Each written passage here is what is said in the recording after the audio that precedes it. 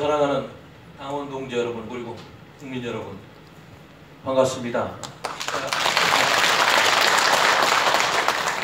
이 세미나를 시작하기 전에 우리 대표님하고 평안 장모님께서 결론을 다 내주셨네요.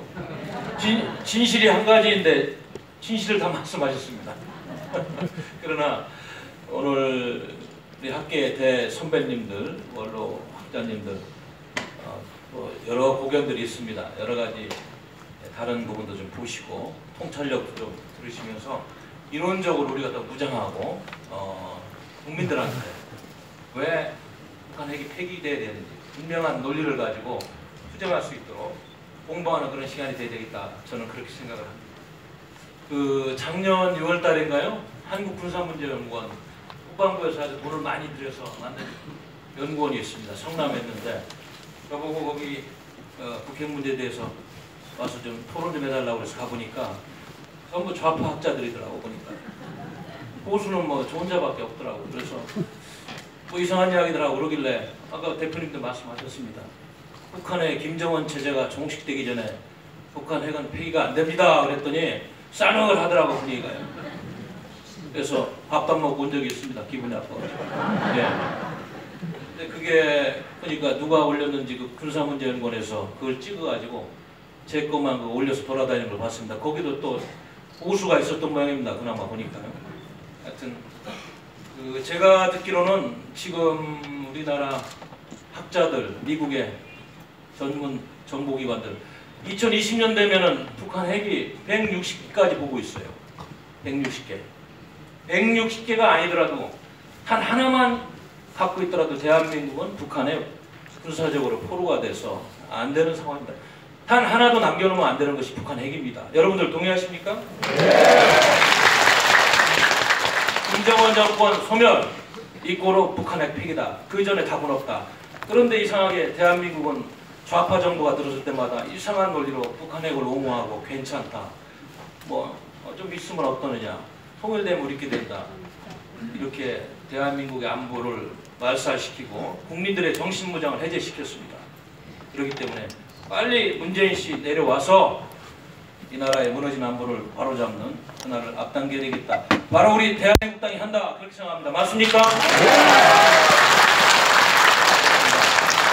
민중민주주의와 극단적인 좌파 파시즘으로 치닫고 있는 전체주의적인 그런 요소까지 갖고 있는 문재인 씨의 안보관 큰일 났습니다. 오늘 대학자님들 또 원로 선배님들 토론을 들으면서 다 같이 한번 고민하고 해법을 모색해 보겠습니다. 자, 그러면은 먼저 발제를 한 20분에서 25분 듣고 토론하시는 분들 7분에서 8분 듣고 또 몇 분 우리 당원님들 좋은 말씀 있으시면 듣도록 하겠습니다. 먼저 우리 유정열 학계 대원로 학자님 발제를 듣겠습니다. 아시다시피 경희대학교에서 또 올해 후학들을 가르치셨고 스탠포드 대학의 후보연구소 교수님도 하시고 또 한미 동맹을 강화하는 데 많은 인맥을 갖고 지금도 미국의 조야 열의 학자들과 교류를 하고 정치인들과 대화를 하고 있습니다. 그렇지 않아도 조만간에 우리 당에서 한번 모셔서 좋은 말씀 드려야 되겠다 생각했는데 오늘 이렇게 미리 당원님들한테 인사를 드린 것 같습니다. 먼저 발제를 듣도록 하겠습니다.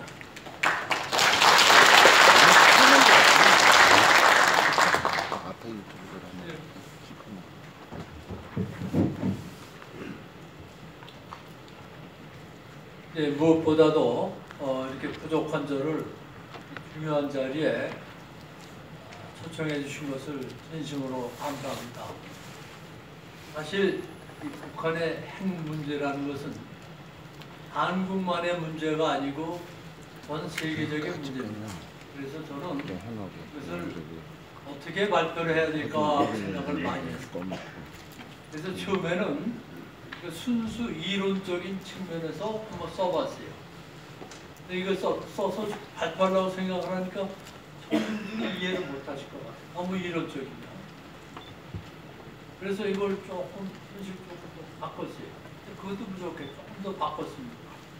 그런데 오늘은 제가 발표를 하는 데 있어서 그나마도 마련해온 이것을 이론적으로 안 하고 일반적인 개념으로 설명을 하겠습니다. 그리고 그것이 토론될 때는 국민들이 또 청중들이 이해하기 쉬운 말로 제가 평소에 가지고 있는 생각을 여러분들에게 말씀을 드리겠습니다. 제가 가지고 있는 생각을 결론적으로 먼저 말씀을 드리면 저는 북한을 흡수 통일해야 된다는 사람입니다. 대한민국이 이거는 라이브고 제가 이거는 저기 1994년에 인터뷰 흡수 통일론이라는 책을 새끼는 이거 근데 아니요, 이북에서 내려온 이거 황장엽 씨가 그걸 한번 달라고 해서 세 번. 보내줬더니 아주 고맙다고. 아이, 그런데 이게 우리가 북한을 흡수 통일하려면 여러 가지 문제가 많습니다. 이제 본론에 들어가서 말씀을 드리겠습니다만 가장 중요한 방해 요소가 뭐냐? 우리 국내에 있는 좌파, 종북 좌파 인사들입니다. 두 번째가 뭐냐? 중국입니다. 중국은 북한이 자기네 속국이라고 생각을 하기 때문에 어떻게 하든지 북한을 안 죽이려고 애를 쓰고 있습니다. 그래서 어떻게 하면 우리가 이 중국에 대해서 멋진 대응책을 세우느냐 하는 것도 중요하다고 생각을 합니다. 그래서 이러한 문제점들을 우리가 검토를 하고, 제가 또 한 가지 생각하는 것은 우리가 세계적으로 기도드리고 열심히 노력한다면 한반도의 통일은 가능하다고 봅니다. 지금 뭐 북한이 핵이 많아서 큰 소리 치고 그렇지만 사람도 그렇지만 국가도 마찬가지입니다. 큰 소리 치다가 죽습니다. 점잖고 겸손할 때 절대 안 죽습니다.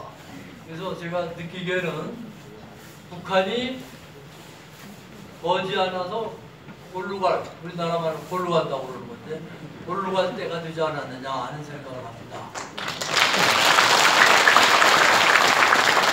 저는 미국 측하고 가끔 대화를 합니다. 그래서 제가 북한 사정도 좀 얘기를 하고, 전에 그 부시 대통령한테는 그런 얘기를 했습니다. 북한의 김정일을 폭사를 시켜라. 폭사. 또 클린턴한테도 그런 얘기를 했어요. 그런데 클린턴은 좀 화가 났어요. 이제 북한이 자꾸 핵 개발한다니까. 화가 나서 그냥 제가 얘기한 저 폭사 개념을 받아가지고 북한을 그냥 핵으로 다 폭살시켜가지고 죽이려고 그랬던. 그런데 우리나라의 그 위대하신 그 김영삼 대통령께서 그거 안 된다고 막으셨어요. 그런 바람에 그냥 우리나라가 통일이 될 수 있는 기회를 그냥 놓쳐버리고 말았습니다. 그러니까 이번에 제가 발표할 때도 제가 그러한 개념을 가지고 발표한다는 것을 여러분들에게 미리 말씀을 드립니다. 자, 그럼 우리가 먼저 북한이 핵무기를 언제부터 개발했느냐 하는 걸 좀 알아야 되겠습니다. 아까도 저기 표관 장관님께서 미리 말씀을 하셨는데, 그래 발표자가 얘기도 하기 전에 발표 다 해보면 어떻게 해요?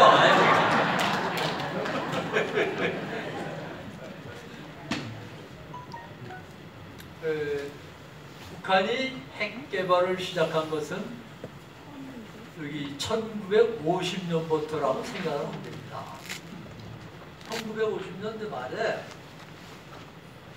대한민국이 좀 공격을 받고 나니까 그 다음에 그 해 11월 달에 미국 대통령하고 미국 만약에 무슨 얘기를 하냐면 북한이 이렇게 까르면 너희들을 핵 폭격을 할 수도 있다 하는 얘기를 했어요. 그러니까 바짝 겁을 먹었죠. 그 후에 여러 번 그런 사건이 있었는데 1953년에 미국의 아이젠하워 대통령이 핵 기술을 갖다 전부 세계에다 공표를 해버렸습니다. 그리고 핵 개발을 못하도록 우리 핵 금지 협정을 맺자 하는 걸 했습니다.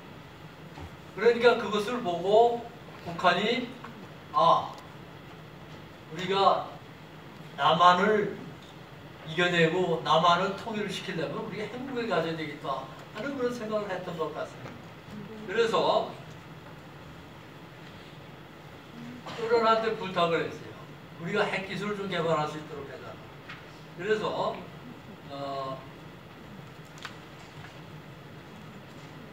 여기 보면은 소련하고 핵 협정을 맺었습니다. 그래서 소련 핵 연구소에 북한의 학자들을 보냈습니다. 학자들을 보내가지고 소련에서 핵 기술을 배워온 겁니다. 그래가지고 그 사람들이 처음에 이제 소련의 핵 연료를 들어서 여기서 연구를 하기 시작합니다. 소련에서 이런 핵 기술을 배우면서 그 다음에 일어난 일이 뭐냐? 큐바가 미국에 의해서 한번 되게 혼이 났어요. 큐바가 핵 개발을 한다고 그러니까 또 큐바가 어느덧이 미국한테 맥잡혀드니까 불을 냈어요. 그런데 그 당시 큐바는 소련의 관할하에 있었어요. 근데 소련의 관할하에 있던 큐바가 미국에 의해서 된통 혼이 나는 걸 보고서 북한은 무슨 생각을 했느냐 하면 야 여기서 우리가 소련한테만 의지했다가 우리도 당할지 모르겠단 말이야. 그러니까 소련만 믿어서는 안 되겠다 해가지고 그때부터 자체적인 핵 개발에 총력을 기울인 것 같습니다. 그리고 주체사상이라는 것도 만들어내서 북한이 주체사상을 가지고 독립적으로 나가야 된다는 이런 생각을 갖게 됐습니다. 그리고 이제 전쟁을 끝내고 이제 돌아갔는데 그 후에 또 한 번 미국에서 북한에 대고 핵 공격 위협을 얘기를 했어요. 뿐만 아니라 북한으로부터 남한을 돕기 위해서 남한에 전술핵을 배치하게 됐어요. 그걸 보고 이제 북한이 바짝 얼어버린 거죠. 야, 이게 잘못됐다가 우리가 남한에 전술핵에 두드려 맞아서 다 죽을지 모르겠다 해가지고 이제 핵 개발을 하기 시작합니다. 그런데 이런 핵 개발을 하는 과정에 문제가 생겼어요.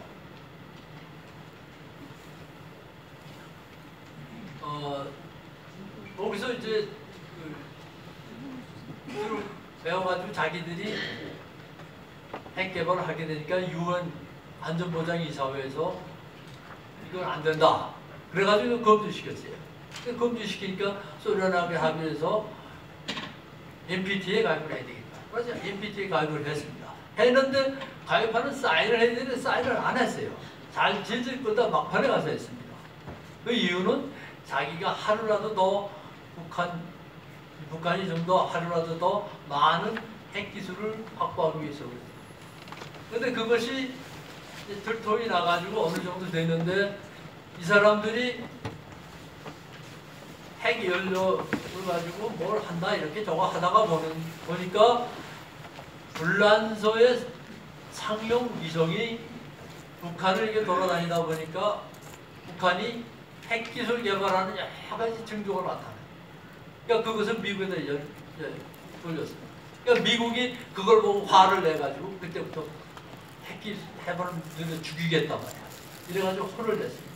그러니까 북한이 또 타협을 했어요. 우리한테 우리가 에너지가 부족하니까 전기가 부족하니까 발전소를 하나 세워주고 우리한테 몸을 해주고 또 미국이 우리를 하나의 독립국가로 인정을 해주면 우리가 핵 모두를 폐기하겠다. 그래서 미국이 좋다. 그래서 전기도 주고 중요도 주고 그래서 상당히 많은 것을 줬습니다. 그런 것이 반복이 됐어요. 한때는 우리 남한에서 북한에 100만 킬로와트의 전기까지 보내주고 있어요. 그런데 이북이 가만히 보니까 이게 재밌거든. 자기가 핵 개발을 한다 그러고서 협상을 하고 뭐가 자꾸 생기는 거야. 돈이 생기고 뭐가 생기고. 아, 이거 좋은 거구나 해가지고 보면서 이제 협상의 진리를 터득을 합니다. 그래서 자꾸 그냥 핵 개발한다는 걸 갖다가 터트려 놓고서 또 그 다음에 협상을 안 할 테니까 뭐 협상하자고 또 받아내고. 그러다가 이 사람들이 느낀 것이 이런 협상으로 끝날 것이 아니라 우리가 진심으로 우리 핵 개발을 해야 되겠다 해가지고 핵 개발을 하게 된 겁니다. 근데 그 핵 개발한 것이 이제 하는 것이 진통이 나니까 소위 말하는 제1차 북한 핵위기가 나타난 겁니다. 그래서 유엔과 미국이 압력을 가해서 그걸 못하게 했습니다. 그래서 자기들이 다 모든 걸 그렇지 하겠다고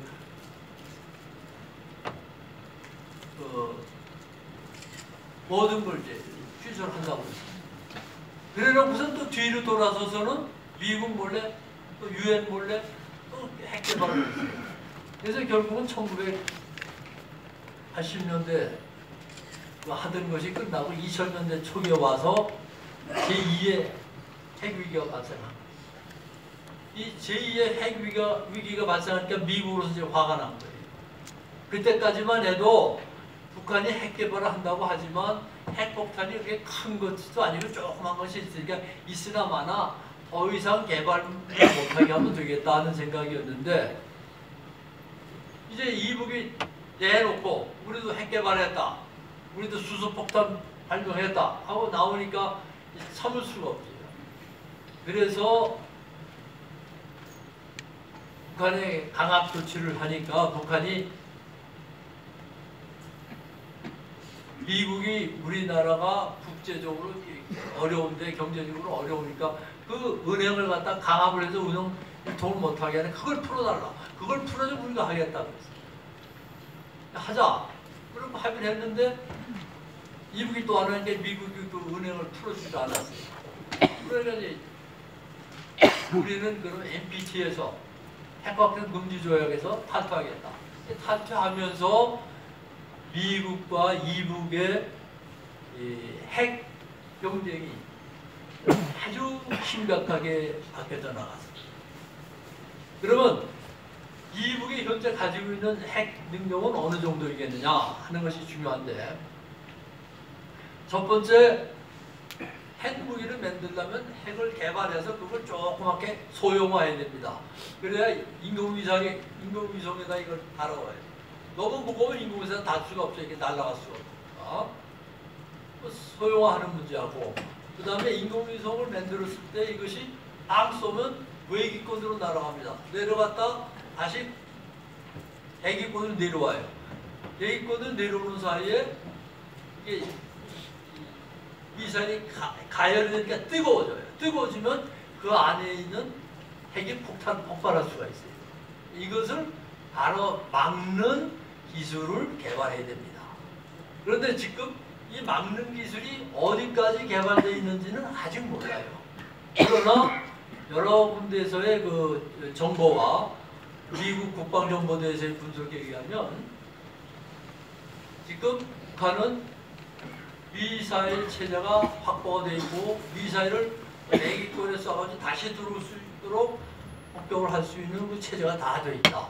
그리고 우라늄이나 우라늄을 줄여서 플루토늄을 만드는 건데 우라늄을 줄여가지고 작게 만들어가지고 미사일에다 장착할 수 있는 기술이 다 발전했다.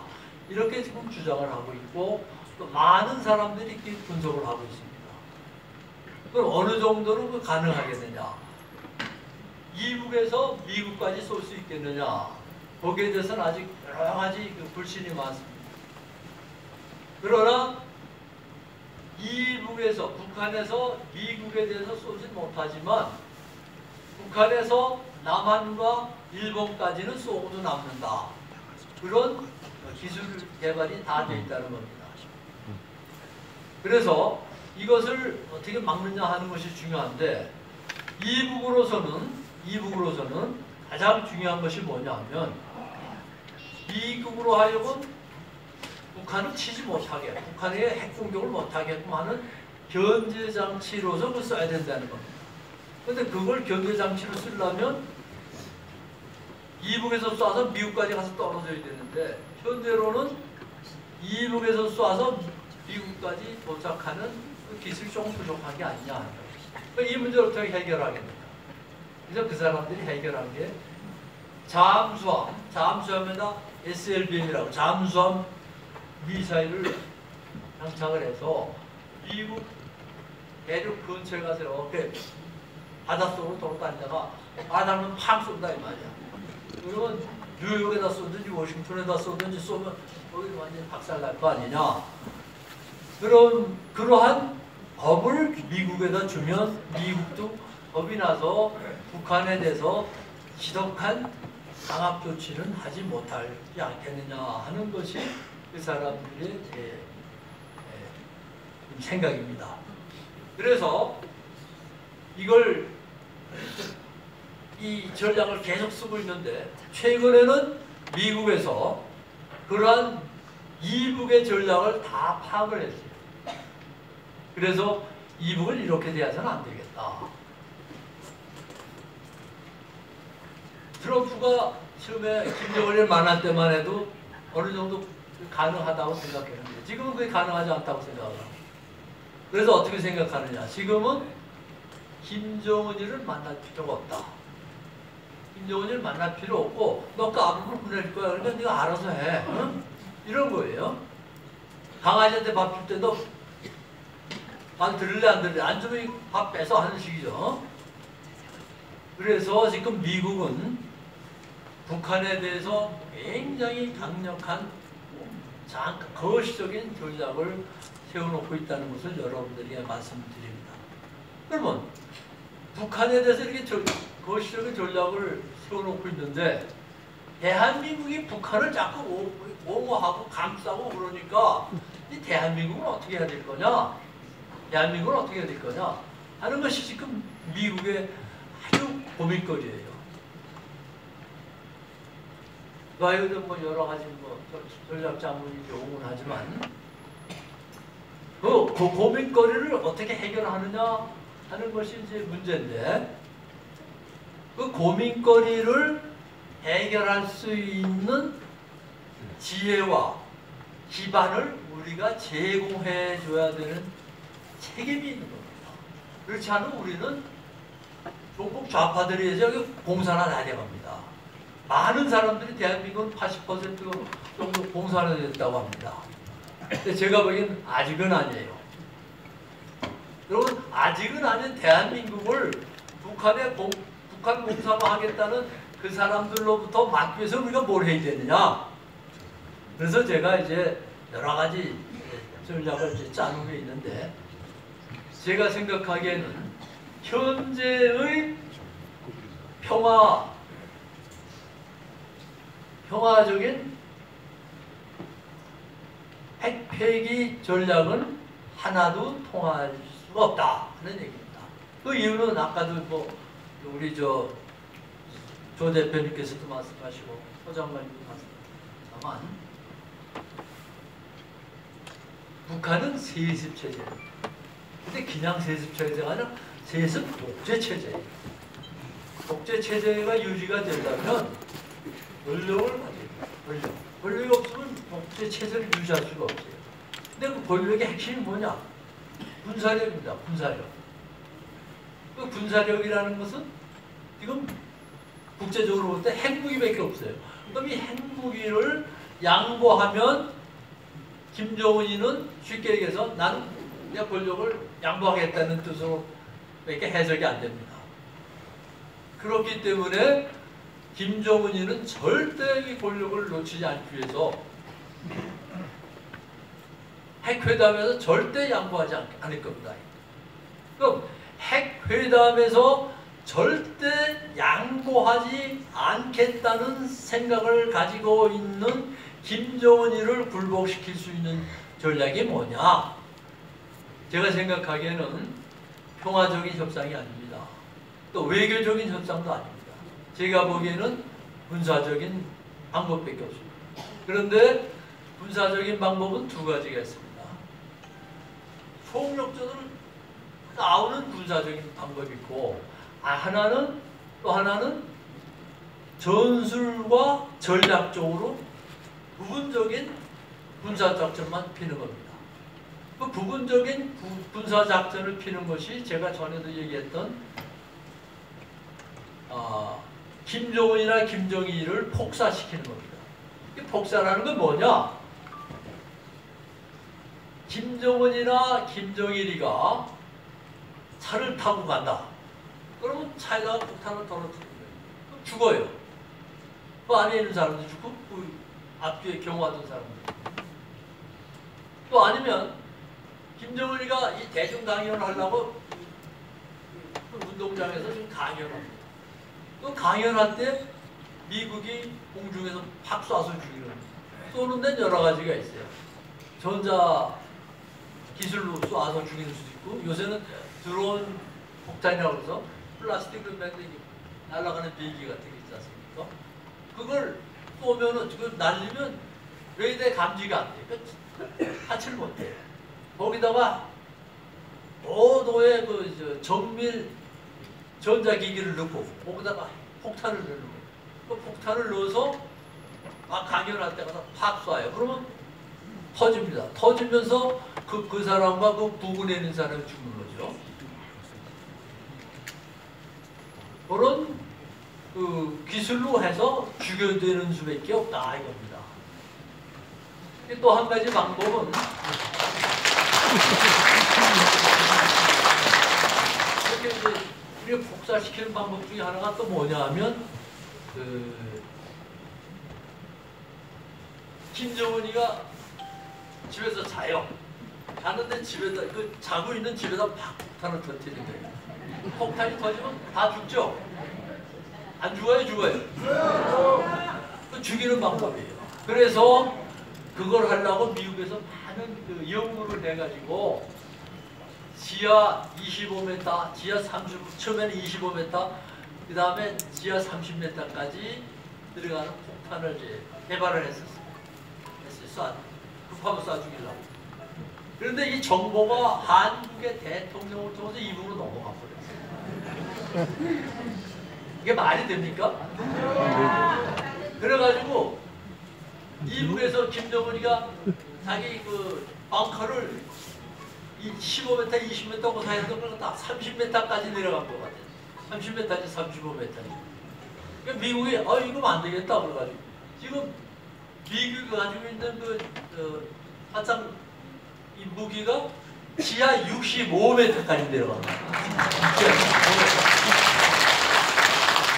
문제는 미국이 그걸 죽이겠다는 그런 의사를 갖느냐 안 갖느냐에 달려 있는 거예요. 그 갖느냐 안 갖느냐 하는 의사를 갖도록 우리가 도와줘야 됩니다. 안 그렇습니까?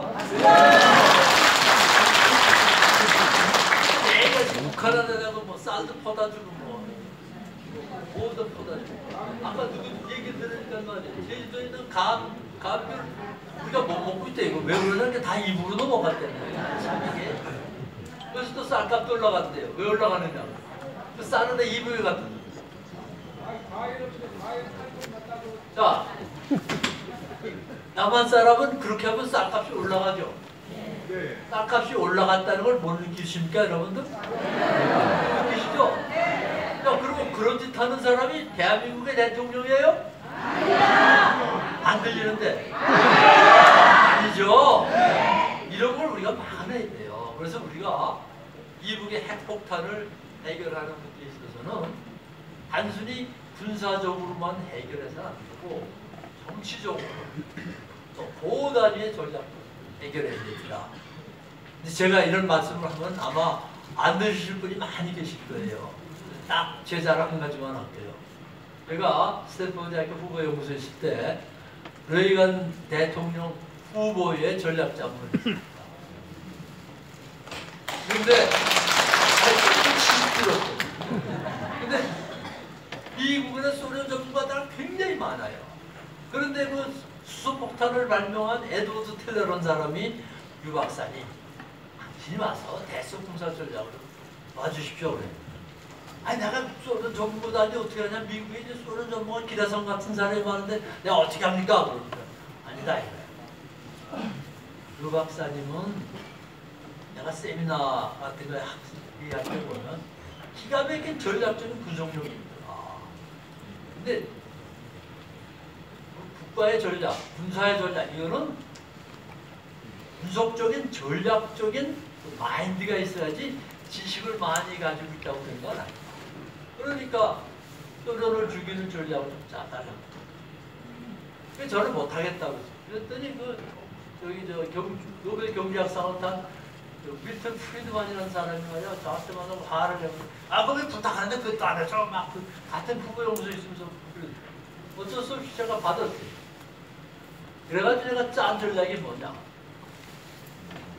미국이 소련을 핵으로 죽이려고 하면 미국도 죽고 소련도 죽고 같이 죽는다. 그걸 뭐하러 하느냐 말이야.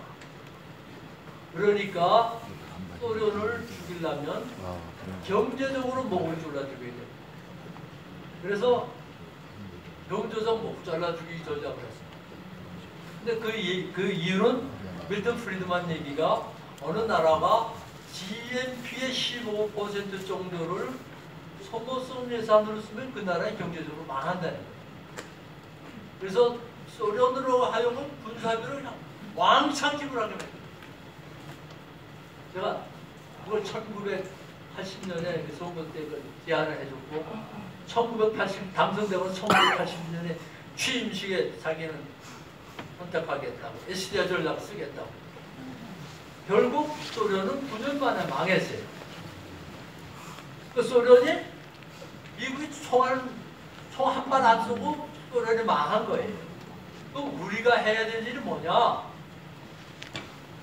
미국하고 막 싸우는 이렇게 하는 것보다 총 한 발도 안 쏘고 북한을 죽이는 전략을 짜내야 되겠다 이겁니다.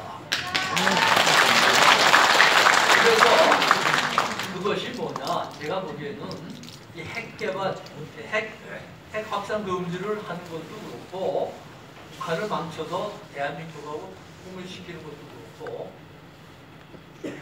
아까 말씀드린 준군사적 죽이기, 폭사 이 전략으로 해야 된다는 것을 저는 여러분들에게 말씀을 드립니다. 지금까지 우리가 육자회담이니 뭐니 굉장히 많은 걸 해왔지만 결국은 우리가 실패했습니다. 왜? 결국은 하나도 이루고 놓고 이북에 핵무기만 더 많이 만들도록 만들어줬다.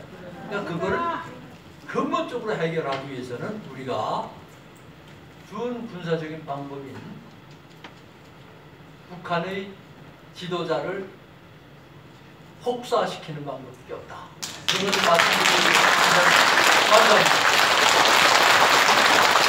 네. 감사합니다. 유종열 박사님 오늘 정말 통찰력 있는 아주 현실적인 그런 분석이었습니다. 학자라기보다는 군사 전략과 같은 그런 분석을 하셨어요. 그 토론하기 전에 우리 일제가 대진대학교 대진학술원장님에 대해 잠깐 제가 소개를 올려드릴게요. 군사관학교 나오신 거 사실 정치학계에서 많은 활동하시면서 북한 진영의 그런 정치 논리를 많이 개발하고 확산시켜 오셨어요. 그래서 한미우협회 활동도 많이 하시고 평생 경기대학원의 국제관계학과 경기대학교에서 강의도 하시고 한국국제정치학회장도 역임하셨고 여러 가지로 북한 진영 학자들의 그런 정치적인 지주가 되시는 분인데 오늘 이렇게 토론해 주신 거에 대해서 감사하다고 박수 한번 다시 한번 부탁드립니다.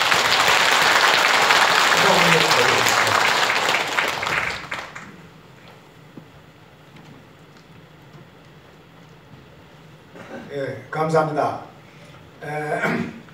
저는 오늘 토론에서 발표자와 특별히 논쟁을 전개하고자 하는 것이 아니라 발표자가 한 내용에 대해서 좀 재강조를 하거나 보충하거나 하는 식으로 말씀을 올리겠습니다. 우선 북한이 6.25 전쟁에서 다 잡은 물고기를 놓치는 바람에 그것이 미군이 개입해서 그랬고 미군을 개입을 막을 수 없었던 것이 절대 무기가 없어서 그랬다. 그래서 50년대 중반부터 절대 무기인 핵무기를 개발하기 시작했다. 이렇게 우리가 이제 그동안 이제 다 알게 된 사실이에요. 두 번째는 그럼 현재 어떻게 되어 있느냐? 원자 폭탄도 만들었고 수사 폭탄도 만들 수 있게 되었다. 플루토늄을 재처리해서 자료를 확보할 수도 있고 원형성 우라늄을 만들어서 자료를 확보할 수도 있게 되었다. 그래서 탄두를 가볍게 경량화할 수도 있고 여러 개를 한꺼번에 만들 수도 있고 다량화할 수도 있고 또 여러 모습으로 다양화할 수도 있다. 그래서 미사일에도 실을 수 있고 비행기에도 실을 수 있고 야파에도 실을 수 있고 이렇게 등등으로 된 상태까지 이르렀다.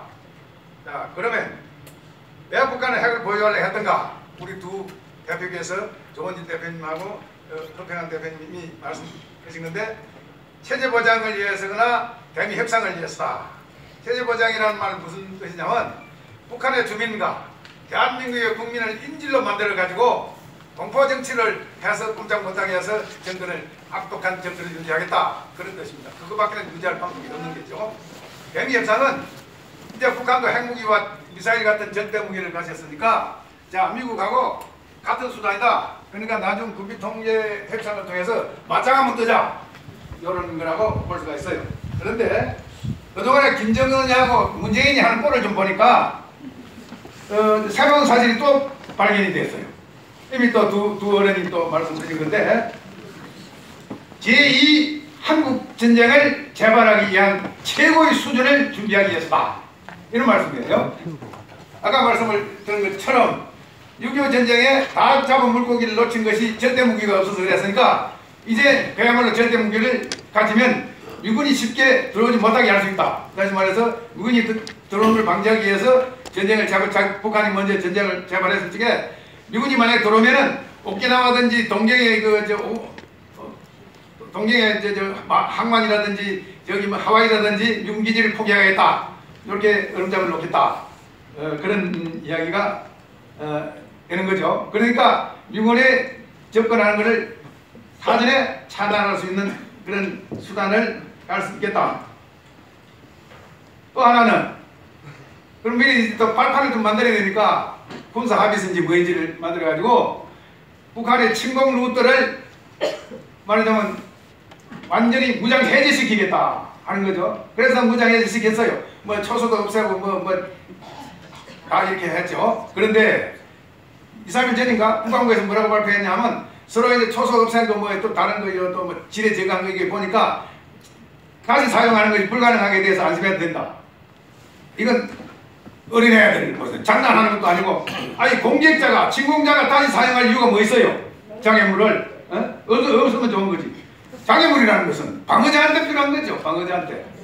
네, 그래서 방어자의 전방을 완전히 무장 해제시킴으로 해서 그냥 노래 부르면서 뒷짐지고 들어와도 되게끔 이렇게 만들어 놓고 절대 무기를 확보하면 미군도 못 들어오게 하고 이렇게 해서 제2 한국 전쟁을 발발할 수 있는 그러한 준비를 완료했다. 이렇게 보면 됩니다.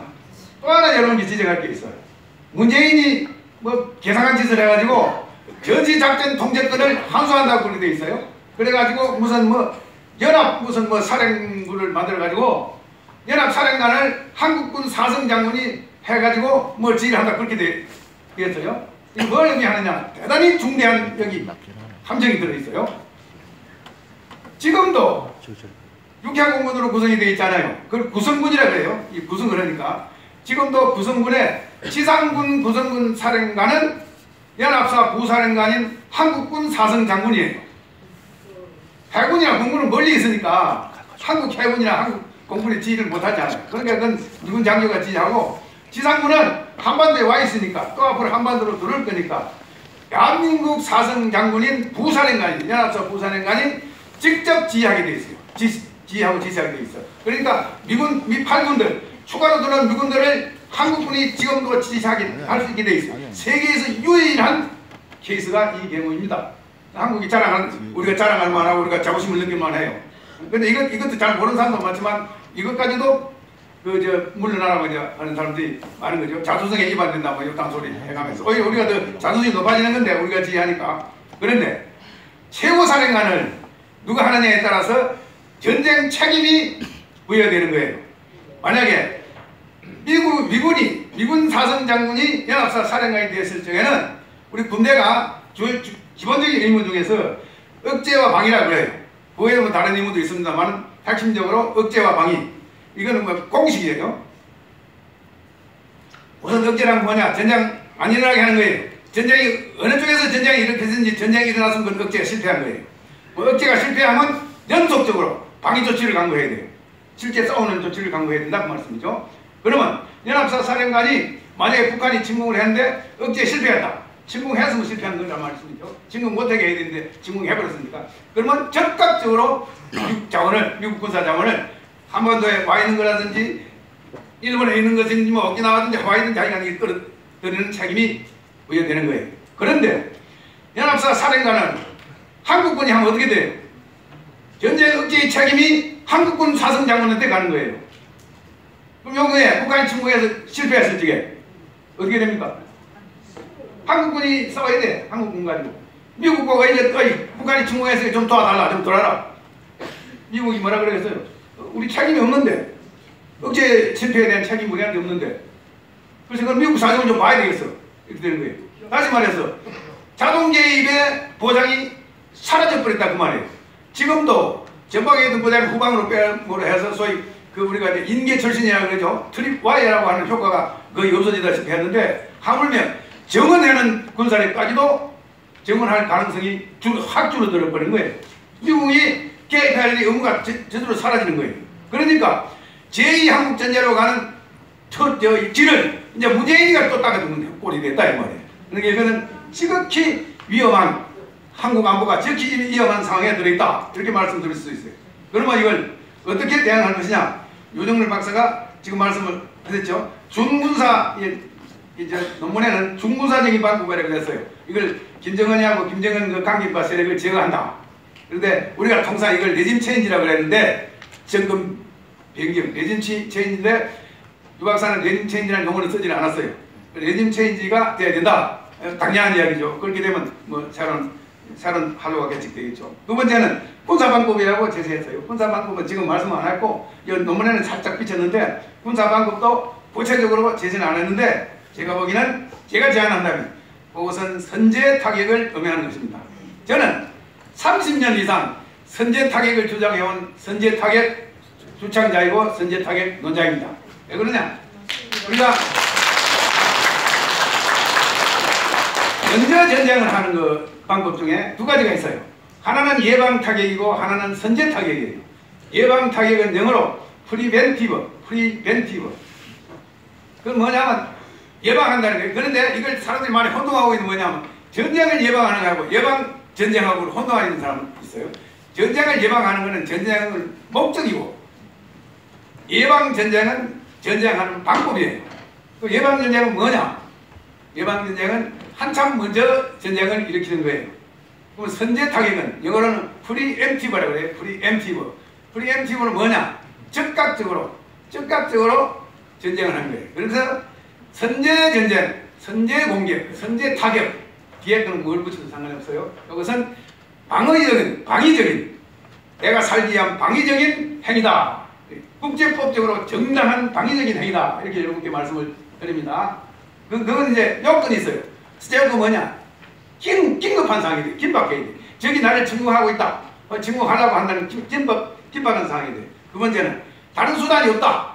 내가 먼저 때리는 거에 다른 수단이 없다. 다른 방법이 없다. 세 번째는 그 내가 먼저 때리는 것이 결과가 좋은 것을 창조한다.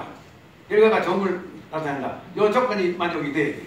그래서 대체로 지금 북한에 대해서 북한의 핵시설 우리가 때리는 거 선제 타격의 정당성이 있어요. 왜? 북한이 뭐라고 말했어요? 서울을 물바다로 만들겠다. 뭐 어쩌고 소리 많이 했잖아요. 그 자체로서 선제 타격할 명분이 되고도 남습니다. 그렇죠? 또 하나 요새 또 선제 타격 명분이 또 하나 생겼어요. 미국 국내법적으로도 그렇고 미국 사람들이 많이 주장하고 있는 바인데 하나의 특별한 그 악의 정권이 그 나라의 국민들을 인권으로 탄압했을 경우에는 언제든지 선제 타격을 정당화시킨다. 이렇게 어제 주장이 나오고 그렇게 되어 있습니다. 그러니까 이 두 가지 조건으로 북한이 이미 핵무기를 가지고 남한을 불바다 만들겠다 했고 또 북한이 인권에 대해서 세계 최악의 국가이고 이 두 가지로다가 선제 타격이 가능한 것도 가능합니다. 정당성이 있습니다. 그러면 어떻게 선제 타격을 하느냐? 우선 수단이 있어야 될 거 아니에요. 대한민국 군사를 혼자 살 수도 있어요. 미국하고 연합해서 살 수도 있어요. 미국이 혼자 할 수도 있어요. 그래서 우리는 기필코 미국하고 손을 잡고 선제 타격을 할 수 있도록 해나가야 됩니다. 근데 선제 타격은 두 가지 효과가 있습니다. 하나는 선언적인 효과예요. 뭐냐면 내가 너희는 선제 타격을 하겠다 하고 공간을 치는 거예요. 만약 북한 너희가 핵무기를 만들어서 실험실이 있고 시설이 있고 또는 뭐 기지가 있고 그러면 그걸 다 때려 부숴버리겠다. 때려 부수실 적에 방사능이 생겨서 북한이 피해를 보면 그건 전적으로 너희 책임이다. 그렇게 말하면 돼요. 지금 북한이 대개 핵무기 만들고 미사일 만드는 기지가 한 12개 있어요. 미국 사람들이 파악하고 있는 게 12개 있는데 요새 뭐 한 2개인가 동쪽에 있는 거 하나하고 서쪽에 있는 거 뭐 연변 하나하고 폭파시켰죠. 이미 쓸데없이 된 거예요. 이제 폭파된 거예요. 2개 폭파시켜도 11개 남잖아요. 그러니까 쉬어가고 있는 거죠. 그래서 이 북한이 아직도 많이 가지고 있으니까 우리가 그 점을 고려해서 선제 타격 문제를 해결을 해야 됩니다. 따라서 우리가 선제 타격을 공간을 치면 북한이 야 진짜 얻어맞을 가능성이 있다. 진짜처럼 공간을 쳐야 되니까 그래서 억제를 달성할 수 있다. 그런 말씀입니다. 두 번째는 실제로 그러면 북한이 진공하거나 진공하지 않거나 나는 북한이 자꾸 핵무기 해가지고 공간을 치면 실제 때리면 돼요. 때리면 되는데 중국이 개입해서 어떻게 할까? 중국 염려할 거 없어요. 중국이 그렇게 무모하지도 않지만은 우리가